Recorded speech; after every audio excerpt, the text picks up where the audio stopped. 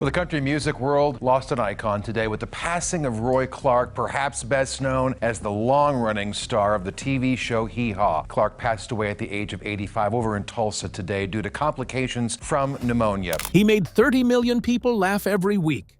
He played guitar like a man touched by God. He was the grinning face of Hee Haw, a country music legend, a Hall of Famer, and everyone thought they knew Roy Clark. You know, the space was limited. They tried to space everyone apart where everyone didn't show up the same day. Well, I just hope that they can get out of this world the same way I intend to, and that is that I never hurt anybody. But when his family went through his home in Tulsa after he passed away in November 2018, they found shocking revelations that nobody had been told about. What they found inside didn't just surprise them. It changed everything they thought they knew about the man behind the smile. The boy from Virginia who took on the world. To understand why what was found mattered so much, you have to understand where Roy Clark came from, and just how far he traveled to become the man the world knew. Roy Linwood. Clark was born on April 15, 1933, in a small town called Meherin, Virginia. He came into the world in the middle of the Great Depression, in a place and a time where life was hard and entertainment was whatever your family could make for itself at home. And in Roy's home, the family made music. His father, Hester, was a laborer. He worked on railroads, in sawmills, doing whatever it took to keep food on the table. But at night, Hester Clark picked up a guitar, a banjo, or a fiddle, and played like a man who was born to do exactly that. Roy's mother, Lillian, played piano. Music wasn't a hobby in the Clark household. It was the language the family spoke when words weren't enough. Roy absorbed all of it from the very beginning. By the time he was in his early teens, he wasn't just playing along, he was competing. At 14 and 15 years old, Roy Clark entered national banjo championships and won them. Not local competitions, not regional contests, national championships, going up against grown men who had been playing their whole lives and walking away with the trophy. People who witnessed those early performances said there was something almost frightening about how naturally it came to him. The precision, the speed, the feel for the instrument that usually only comes after decades of work. But Roy's early life wasn't just music lessons and trophies. The family moved around, from Virginia to New York City during the Depression years, eventually settling in Washington, D.C. when Roy was around 11. Growing up in D.C. exposed him to a much wider world than rural Virginia had offered. He heard jazz musicians on street corners. He absorbed the energy of a city that was always in motion, always mixing sounds and cultures and ideas together in ways that small-town Virginia never could have. The streets of Washington gave Roy Clark an education that no classroom ever offered him, an education in how music moved people, how it crossed every line that other things couldn't cross, how a man with an instrument and something real to say could stop a stranger dead in their tracks. He also, by his own admission later in life, got into a fair amount of trouble in those years. He was restless, energetic, and not particularly interested in sitting still for formal schooling. He never finished high school. He chased other dreams for a time. He was reportedly talented enough as a baseball player and a boxer that he considered pursuing those paths professionally before the guitar won out for good. There's a version of history where Roy Clark becomes a minor league outfielder or a local boxing draw, and country music loses one of its greatest champions without ever knowing what it missed. But the guitar kept calling him back, and eventually he stopped fighting it. What strikes you, looking back at those early years, is how much Roy Clark had to figure out entirely on his own. There was no roadmap for where he was going. There were no industry contacts waiting to take his calls, no mentors with connections who could open the right doors. There was just an extraordinary level of raw talent, a work ethic forged in a household where nobody got anything they didn't earn, and a deep personal knowledge of what it felt like to be starting from nothing with everything still to prove. That background, the hard beginnings, the self-made climb, The bone-deep understanding of what it cost to chase something when nobody was handing you anything shaped Roy Clark in ways that wouldn't fully become visible until after he was gone. But how does a kid who never finished high school, playing on top of drive-in projection booths, end up headlining Las Vegas and performing for royalty? The answer starts with one phone call and one television show that nobody expected to survive. Climbing to the top of country music, Roy Clark's professional journey through the 1950s and into the 1960s was one of grinding persistence, paying off in increasingly dramatic ways. He began touring in the early 1960s with rockabilly star Wanda Jackson, playing backup instrumentals and learning the business of music from the inside. It was through Jackson that he connected with manager Jim Halsey, a partnership that would define the next several decades of his career. Halsey recognized immediately that Roy Clark wasn't just a skilled musician. He was a performer in the deepest sense of the word. He had the ability to make an entire room feel like he was playing just for them. Within just a couple of years of linking up with Halsey, Roy Clark had gone from playing backup to headlining in Las Vegas. Let that sink in for a moment. A kid from Meherrin, Virginia, who never finished high school, was now the main attraction at venues on the Las Vegas Strip. He was performing at the Golden Nugget, commanding rooms full of people who had come specifically to see him, and delivering every single night. His recording career built steadily through the 1960s. He signed with Capitol Records and began charting consistently in country music. But it was 1969 that changed everything. Two things happened that year that would define the rest of Roy Clark's public life. First, he released Yesterday When I Was Young, a song that cracked through the usual country audience and found listeners who had never paid attention to Nashville before, a haunting, reflective ballad that showed a side of Roy Clark that his comedy persona sometimes obscured. The song was a genuine crossover hit and announced him as a serious recording artist, not just an entertainer. The second thing that happened in 1969 was that Roy Clark got a phone call about a new television show. The show was called Hee Haw, and it was loosely modeled on the sketch comedy format of Laugh In, but transplanted into the world of country music and rural Americana. Roy would co-host alongside Buck Owens, and together they would anchor one of the most unlikely television success stories in American broadcasting history. Nobody expected Hee Haw to work the way it did. The critics dismissed it. Network executives were never quite comfortable with it. CBS actually canceled it in 1971 in a deliberate attempt to remove what they called rural programming from their lineup, the same purge that canceled Green Acres and the Beverly Hillbillies. But Hee Haw didn't die. It moved into syndication and continued running, gathering viewers and reaching into living rooms across America for another 2 decades. At its peak, 30 million people were watching Roy Clark and Buck Owens every single week. 30 million. For context, that's more viewers than most primetime shows on major networks get today. What Hee Haw gave Roy Clark was something that even a Las Vegas headlining career couldn't fully provide: intimacy with the American public at a massive scale. People felt like they knew him personally. He came into their homes every week, he made them laugh, he played music that moved them, and he did it with a warmth and a genuineness that the camera picked up and broadcast faithfully. Roy himself said it best: "A TV camera goes right through your soul. If you're a bad person, people pick that up." For 24 years on Hee Haw, 30 million people a week looked at Roy Clark's soul and liked what they saw. 30 million viewers a week knew his smile, his jokes, his guitar. But as Roy Clark's fame grew bigger than almost anyone in country music history, something else was quietly growing too, something he made sure nobody would ever see. The ambassador. Nobody expected. By the early 1970s, Roy Clark had become something much larger than a country music star or a television host. He had become, somewhat improbably, an ambassador for American culture on a global stage. And he wore that role with a combination of genuine pride and his characteristic self-deprecating humor. In 1976, he performed with Arthur Fiedler and the Boston Pops Orchestra. a pairing that raised eyebrows in both the classical and country music worlds and delighted everyone who actually witnessed it.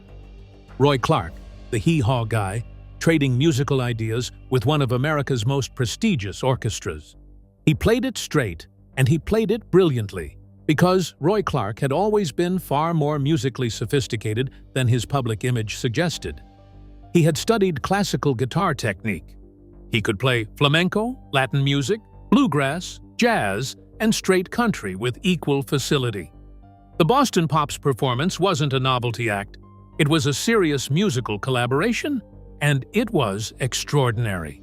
But nothing matched the Soviet Union tour of 1976 for sheer cultural audacity. At a moment when the Cold War was still very much a lived reality, when the Iron Curtain was not yet showing cracks, Roy Clark led an American country music tour into the Soviet Union and played 18 concerts. Every single one of them sold out. He performed for audiences who had never heard country music in their lives, who didn't speak English, who had been raised in a political system that viewed American popular culture with deep suspicion. And he connected with them completely. Music did what diplomacy couldn't. Roy would later recall those concerts with a kind of quiet wonder. The memory of Russian audiences on their feet for a banjo player from Virginia who never finished high school. He was the CEMA Entertainer of the Year in 1973. He won CMA Musician of the Year in 1977, 1978, and 1980. He became a member of the Grand Ole Opry in 1987, one of the highest honors in country music. In 1983, he opened the Roy Clark Celebrity Theater in Branson, Missouri, the first major entertainment venue in what would become one of the most popular country music tourist destinations in America. In a very real sense, Roy Clark helped create the Branson phenomenon that still draws millions of visitors today. In 2009, he was inducted into the Country Music Hall of Fame, cementing a legacy that needed no further argument. Through all of it, the Vegas residencies, the Soviet tour, the Opry membership, the Hall of Fame, the decades on Hee Haw, Roy Clark remained recognizably himself. He was never captured by the machinery of celebrity in a way that changed who he was at his core. People who worked with him for decades described the same man at 70 that they had known at 30. Generous, funny, technically brilliant, and surprisingly private about the things that mattered most to him. That last quality, the privacy about the things that mattered most, is what makes what happened after his death so significant. He had performed for presidents and princesses, for Soviet audiences and Boston Symphony crowds. The whole world felt like it knew Roy Clark. So why, when he died, did even his own family feel like they were meeting him for the very first time? The parts the tributes left out. Here is where the polished legend starts to get interesting. Go back far enough in Roy Clark's career, and the trouble had been there from the beginning. Just smaller and easier to explain away when you were as talented as he was. The firing story, for instance. Early on, before the record deals and the television show and the Las Vegas residencies, Roy Clark played in Jimmy Dean's band. Yes, that Jimmy Dean, the country singer who later became the Sausage King of America, but who in the 1950s was a legitimate star with a real touring operation. Roy was the guitar player. Roy was, by universal agreement, a spectacular guitar player. So spectacular, in fact, that he apparently couldn't resist reminding everyone of it mid-performance. The solos got longer than they were supposed to be. The spotlight kept drifting toward the man who wasn't supposed to have it. And here's the thing about that. It wasn't entirely ego, or at least not the simple, ugly kind. People who watched Roy Clark play in those early years described something almost involuntary about it. When the music got under him, he went somewhere. The fingers moved faster, the phrasing got more adventurous. The song became a conversation between him and the instrument that the audience could only partially follow. That is an extraordinary quality in a solo artist. In a bandleader's backing group, it is a firing offense, and layered on top of that, on top of the showboating, which a bandleader might eventually forgive if the talent was worth it. Roy was late. Chronically, reliably, professionally late. The kind of late that makes a bandleader start the meeting before you arrive and end it after you leave. Jimmy Dean eventually lost patience and showed Roy Clark the door. It was a minor career hiccup. Roy landed on his feet almost immediately, because when you play guitar the way he played guitar, you are never unemployed for long. But it established something that would resurface throughout his professional life. Roy Clark was a man of enormous gifts who did not always feel particularly obligated to operate within other people's schedules or expectations. That quality, charming in a young player scrapping his way up, considerably more expensive once you're a headliner, followed him straight into the peak of his fame. The casino floors and the canceled shows. By the late 1970s and into the 80s, something had started to slip. Promoters were getting phone calls they didn't want to get. Roy Clark, the same man who had headlined Las Vegas and played sold-out concerts in the Soviet Union, was missing shows, arriving late to others, canceling dates that had been booked, ticketed, and advertised months in advance. The country music industry runs on reliability. You show up, you perform, you go home. People have driven 3 hours and paid good money. And when the curtain doesn't go up, nobody cares whose fault it is.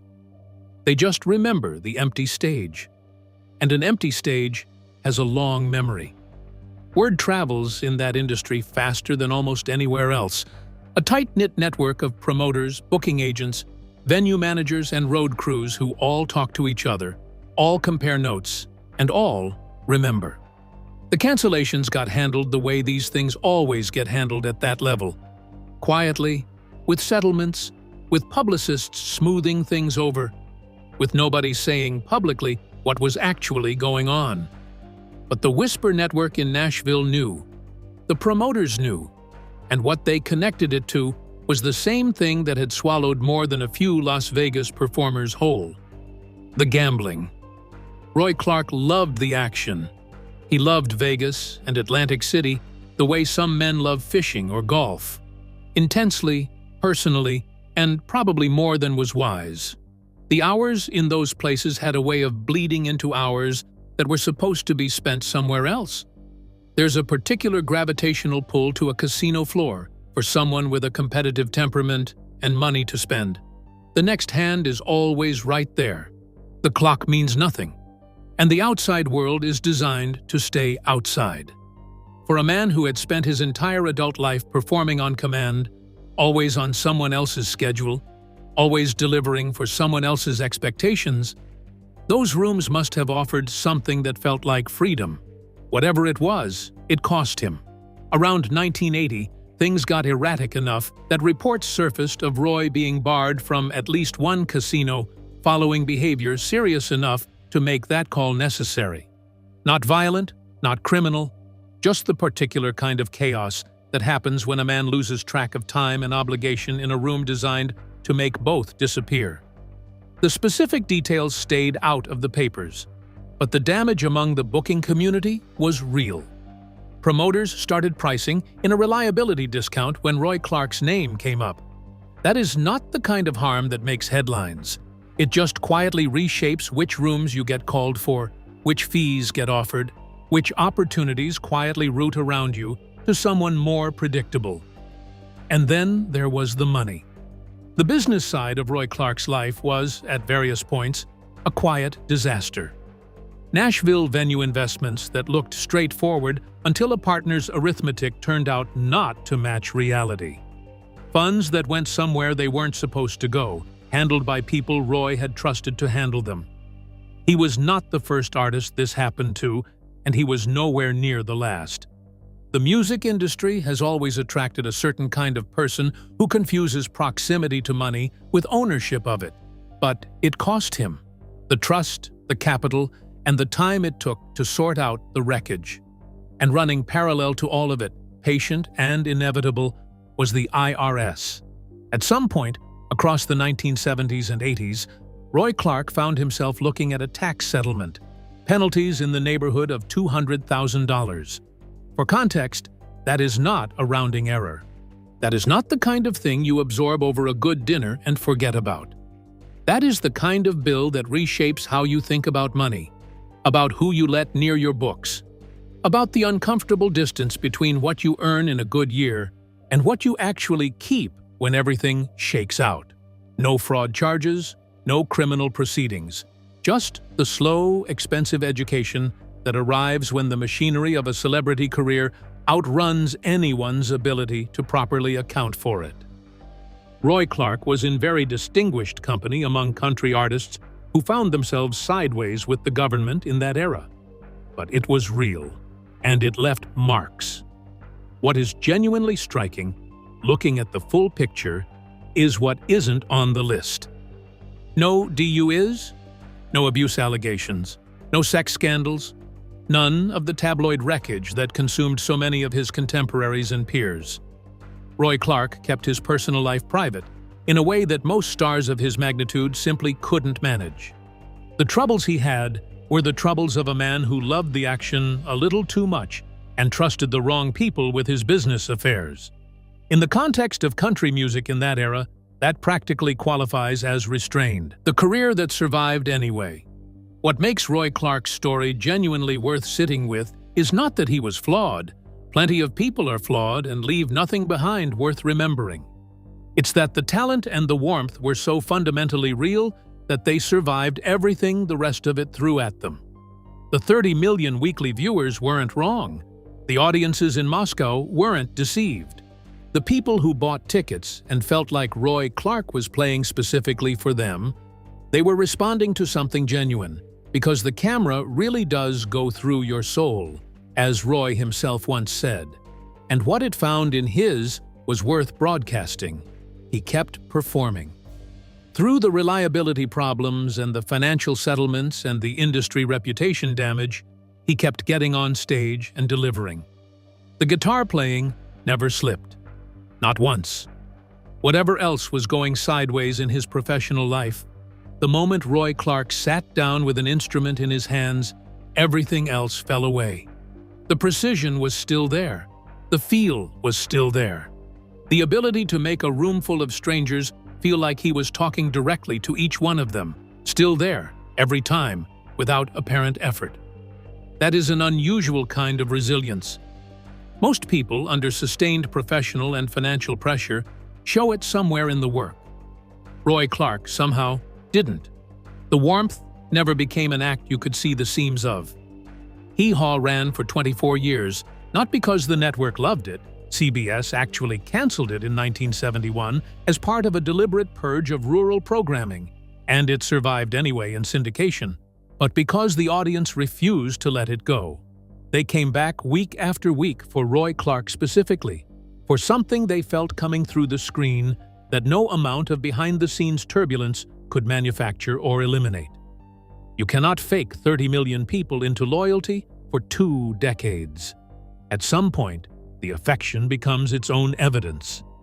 He wrote the Guitar Method book, the one Brad Paisley would later say taught him to play, along with countless other players who grew up in towns where formal music instruction was either unavailable or unaffordable, specifically so that kids without access could still learn from someone who actually knew what he was doing. The Roy Clark Celebrity Theater in Branson, which he opened in 1983, helped create an entire entertainment economy that still draws millions of visitors a year. Roy Clark didn't just perform in Branson. He helped build the version of Branson that exists today. And that is a legacy with a dollar figure attached to it that dwarfs most music careers. The Grand Ole Opry membership in 1987. The Country Music Hall of Fame in 2009. A career that had every reason to collapse under the weight of its own complications, and somehow, stubbornly, magnificently, didn't. The boy from Meherrin, Virginia, who never finished high school, who got fired from a band for being too good and too undisciplined, who lost money to bad partners and ran up penalties with the IRS and spent too many hours in rooms with no windows and no clocks. That man also played for Soviet audiences who had never heard country music and brought them to their feet. performed with the Boston Pops like it was the most natural thing in the world. Spent 60-plus years making people feel less alone when they sat down in front of their televisions on a Saturday night and needed something warm to be there. Both of those men are the same man. That's the part that doesn't fit neatly into a tribute reel. What Roy Clark's life actually means. There's a version of Roy Clark's legacy that's all shine. The awards, the records, the goodwill tours, the Hall of Fame plaque. That version is real, and honestly, it deserves its moment. But the full story? Way more interesting, because Roy Clark wasn't just a highlight reel. He was a very specific, very complicated, genuinely extraordinary human being who could be wildly inconsistent in ways that almost don't make sense. The man who sometimes couldn't make it to his own show on time is the same man who played 18 sold-out concerts behind the Iron Curtain. The guy dealing with a six-figure IRS settlement is the same one whose guitar method book quietly taught a whole generation how to play. And yes, the same man who got fired by Jimmy Dean for showboating and lateness somehow turned into one of the most beloved faces on American television for 2 decades. That gap between the messy reality and the polished success isn't unique.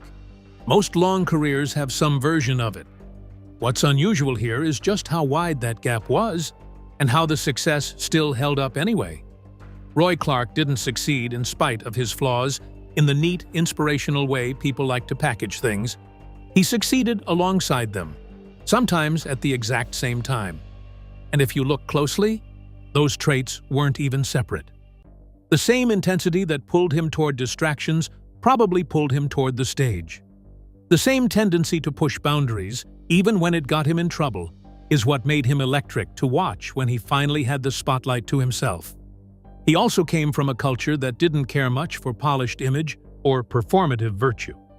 Country music, working-class Southern roots, all of that came with one simple standard. Can you actually do the thing? Not talk about it. Not clean it up for appearances. Do it. And Roy Clark could. Effortlessly. Almost annoyingly well. For 60 years, he showed up and delivered something real. That's why audiences stuck with him. Not because he was perfect. Not because his life was neatly put together. But because every time he stepped on stage, he gave people a reason to be there. That's not a clean story. Real ones never are. Roy Clark wasn't a saint. He wasn't a villain either. He was a man with a massive gift, one that sometimes made the everyday responsibilities of life feel secondary. He paid for that in real ways, financially, professionally, personally. But the music still came through, and maybe that's the part people don't like to admit. Sometimes the talent and the mess are tangled up together. He died on November 15th, 2018, at 85, at home in Tulsa, Oklahoma, with his wife of nearly 60 years by his side. What he left behind wasn't just music. It was impact. A theater that changed a town. A television run that entertained millions every week. A guitar book sitting quietly in homes across the world, still teaching people who may not even realize whose hands started it all. That's a full life. Not polished, not perfect, but real. And honestly, that version hits harder than any clean legend ever could.